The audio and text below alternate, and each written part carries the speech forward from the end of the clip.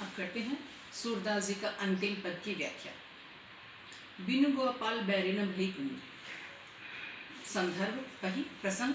प्रस्तुत अवतरण में गोपियों की वियोगावस्था का मार्मिक चित्रण किया।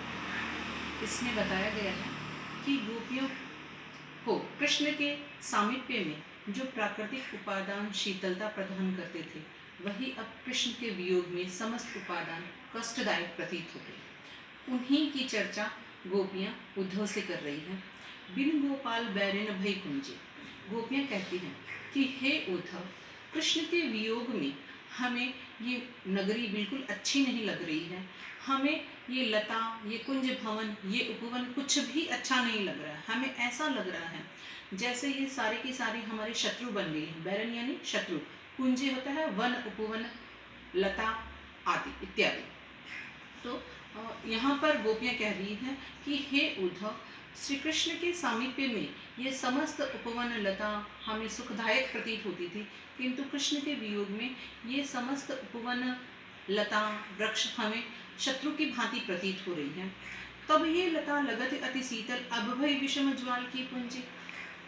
गोपियाँ कह रही है श्री कृष्ण जब हमारे साथ थे तो उनके सानिध्य में हमें ये संपूर्ण वातावरण सुखदायक प्रतीत होता था। तब ये लता लगत अति शीतल, शीतल यानी शीतल लगती थी हमें। कब? जब श्री कृष्ण हमारे समीप थे। जब कृष्ण हमारे समीप थे, उनके सामीप्य सुख के कारण ये समस्त उपादान भी हमें सुखदायक प्रतीत होते थे। अब भई विषम ज्वाल की पुंज है। विषम यानी विपरीत, ज्वाल यानी अग्नि, पुंज यानी समूह। गोपियाँ कह रही है अब ये जो समस्त वृक्ष लता उपवन है, ये हमें कैसे प्रतीत हो रही है? मानो इनमें से अग्नि की ज्वाला निकल रही है, अग्नि का समूह निकल रहा है और हमें जला रहा है, हमें संतप्त कर रहा है। हमें ये प्रकृति अब दुखदायक प्रतीत हो रही है। व्रथा वहत यमुना खग बोलत, व्रथा कमल फूले अलिकुंजे। यहाँ पर गोपियाँ कह रही हैं कि श्री कृष्ण के सामीप्य सुख के कारण हमें यमुना नदी का बहना भी बहुत अच्छा लगता था, क्योंकि वो हमें शीतलता प्रदान करती थी। हमें पक्षियों का कलरव करना भी हमारे मन को बहुत आनंदित करता था, और कमल के फूल भी हमें खिलते हुए सुखदायक प्रतीत होते थे। किंतु आज दशा बिल्कुल विपरीत है। अब हमें लगता है ये यमुना नदी व्यर्थ में बह रही है, ये पक्षी है वो व्यर्थ में ही कलरव कर रहे हैं, और जो कमल के पुष्प खिले हैं वो भी व्यर्थ में ही खिले हैं, इनकी कोई उपयोगिता नहीं रह गई है। उन पर मंडराने वाले भंवरे भी व्यर्थ में ही गुंजार कर रहे हैं। इन सब की अब हमारे जीवन में कोई भी उपयोगिता नहीं रह गई, ये सारे के सारे हमें व्यर्थ प्रतीत हो रहे हैं। पवन पानी घनसार संजीवन, दधुसुत किरण मार्ग वही कुंजे। यहाँ पर कह रहे हैं पवन यानी जल, पानी पवन यानी हवा, पानी यानी जल, घनसार यानी कपूर, संजीवन यानी बादल, दधिसुत यानी चंद्रमा, किरण यानी उसकी किरणें, भानु यानी सूर्य, भय गुंजे भुंजे, भुंजे यानी हमें जला रही है। जो वस्तुएं शीतलता प्रदान करने वाली है, जैसे हवा, पानी, कपूर, चंद्रमा, बादल, ये सारे के सारे शीतलता प्रदान करने वाले हैं, किंतु कृष्ण के वियोग में हमें कैसे प्रतीत हो रहे हैं? प्रचंड सूर्य के समान जलाने वाले प्रतीत हो रहे हैं। श्री कृष्ण के वियोगावस्था में शीतलता प्रदान करने वाले समस्त उपादान हमें सूर्य की तरह प्रचंड गर्मी में जलाने वाले प्रतीत हो रहे हैं। हे उद्धव कइयो माधव से। यहाँ पर गोपियाँ अपना निवेदन श्री कृष्ण के समक्ष भेजना चाह रही है उद्धव के द्वारा, और उद्धव से कह रही है हे उद्धव, आप जब वापस जाओ तो माधव यानी श्री कृष्ण से हमारा निवेदन करना, विरह कदन करी मारत लुंजे, कि ये जो विरह है हमें अब अशक्त करके पूरी तरह से मार रहा है, मार मार के हमें पूरी तरह से अशक्त कर रहा है। लुंजे यानी अशक्त, कि ये जो विरह है ये हमें मार मार के पूरी तरह से अशक्त कर रहा है, शक्तिहीन कर रहा है। हमारे शरीर की सारी शक्ति समाप्त होती जा रही है इस विरहावस्था के कारण। सूरदास प्रभु को मग जोवत। सूरदास जी कह रहे हैं कि श्री कृष्ण, मग यानी रास्ता, जोवत यानी देखते। सूरदास जी की गोपियाँ कह रही हैं कि हम श्री कृष्ण के आगमन का रास्ता देखते देखते थक चुके हैं। अब आँखियाँ भई बरन ज्यों गुंजे, हमारी आँखें अब कैसे हो गई है? गुंजे एक लाल कीट का नाम होता है, कि हमारी जो आंखें हैं उसका वर्ण यानी रंग, हमारी आंखों का रंग अब लाल कीट के समान, गुंजे के समान हो चुका है। हम श्री कृष्ण की प्रतीक्षा करते करते पूरी तरह से थक चुकी हैं और हमारी आंखों का रंग जो है अब लाल कीट यानी गुंजे के समान हो चुका है।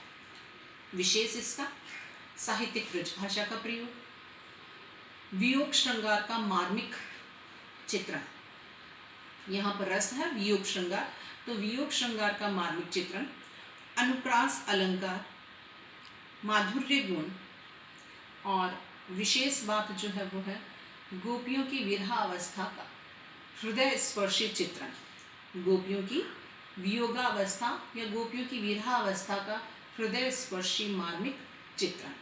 तो यहाँ हमारे ये पद समाप्त हो गए हैं। अब हम कुछ क्वेश्चन आंसर को कर लेते हैं। पहला प्रश्न है, हारिल पक्षी की क्या विशेषता बताई गई है और कवि इसके माध्यम से क्या कहना चाहते हैं। हारिल पक्षी अपने पंजे में एक हरी टहनी पकड़े हुए रहता है और वो ये सोचता है ये मेरे जीने का आधार है, मैं इसी के माध्यम से उड़ रहा हूँ। तो हारिल पक्षी की विशेषता है कि वो अपने पंजे में एक लकड़ी पकड़े हुए रहता है और उसी को अपना आधार मानते हुए वो उड़ता है।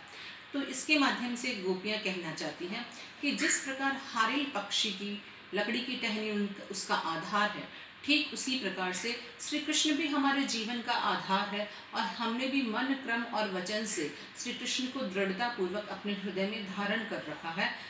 इसीलिए उन्होंने हारिल पक्षी से समानता स्थापित की है श्री कृष्ण की। सेकंड क्वेश्चन आता है कि उद्धव गोपी संवाद को भ्रमर गीत सार नाम क्यों दिया गया।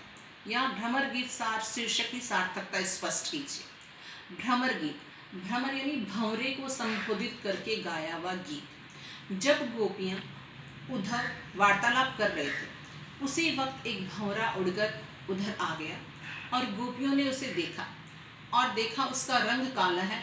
वो एक पुष्प का रसपान करके दूसरे पुष्प पे बैठ जाता है, तो उन्हें वो कपटी लगा। तो उसी को संबोधित करते हुए गोपियाँ उद्धव से कहती हैं कि जिस तरह ये भंवरा काला है, कपटी है, ठीक उसी तरह से आप भी कपटी हो। क्यों? क्योंकि स्त्रियों के लिए योग की शिक्षा सही नहीं है और आप हमें ये योग की शिक्षा दे रहे हो।